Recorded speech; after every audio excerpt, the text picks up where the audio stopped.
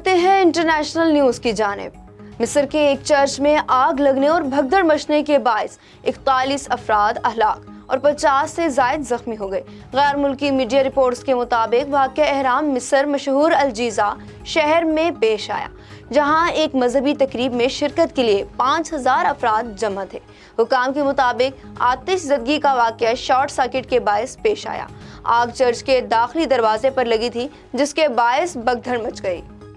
Myanmar میں dam کا بند ٹوٹنے سے سرحدی علاقوں کے ساتھ شمالی تھائی لینڈ میں بھی سیلاب آ گیا، جس کے سبب مقامی افراد کو شدید مشکلات کا سامنا ہے۔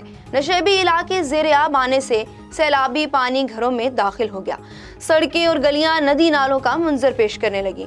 حکومت کی ہدایات ملنے پر ریسکیو اہلکار بھی کشتیوں کے ہمراہ امدادی کارروائیوں میں مصروف نظر آئے، جو سیلابی پانی میں پھنسے افراد کو محفوظ مقامات پر منتقل کر رہے ہیں۔